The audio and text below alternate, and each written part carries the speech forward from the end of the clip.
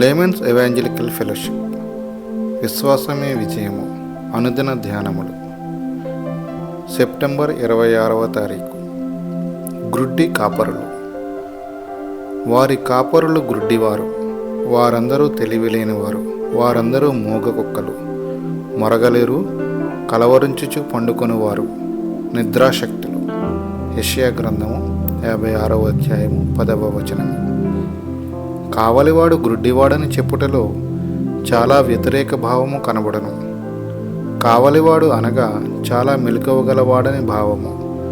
అతడు చురుకైన వాడును, సూక్ష్మబుద్ధి గలవాడై ఉండవలెను.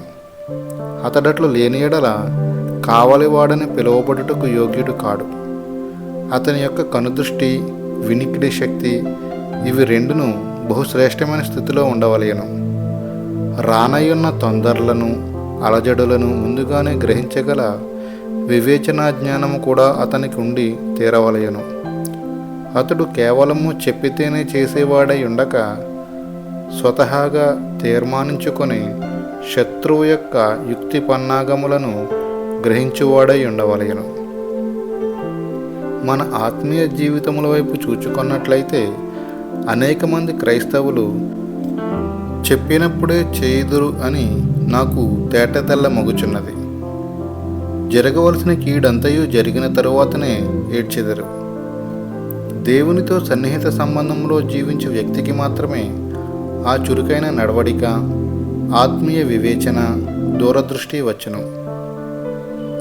మన క్షేమమునకును, మన బిడ్డల యొక్క క్షేమమునకును ప్రవచన వరంతో కూడిన ప్రార్థన చాలా ముఖ్యము.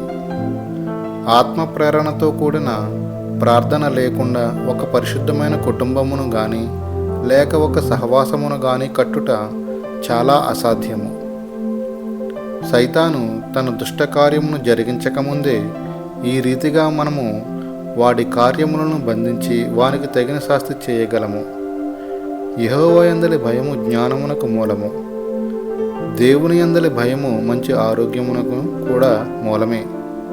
ఒక మనుష్యుడు దేవునికి సమీపముగా జీవించుచు తన మనస్సాక్షిని కూడా పవిత్రముగా కాపాడుకొనుచు ఉన్నట్లయితే వ్యాధిని త్వరగా జయించగలిగిన శక్తిని తన శరీరము సంపాదించుకొనును. ఆ మనుషుడు సంతోషభరితుడై ఉండను. మనము దేవుని ఎదుట నిజమైన కావలివారముగాను క్రీస్తు ప్రభు వైపు తిరిగినట్లు లక్షలాది ప్రజలను తమ నిద్రమత్తు నుండి మేలుకొల్పగలిగిన శబ్దము చేయువారముగాను అగునట్లు దేవుని సన్నిధిలో మొర్రపెట్టుకొందుము. గర్జించుచున్న సింహమైన సాతాను తాను పట్టిన ఎరను విడిచిపెట్టి అసలు మందలో యేసు మాత్రము ప్రవేశించకుండానట్లు చేయుటకై మనకప్పగింపబడిన చిన్న చిన్న గుంపులను సహవాసమును నమ్మకముగా కాపలా కాయుదము. జాషువా డానియల్ గారు.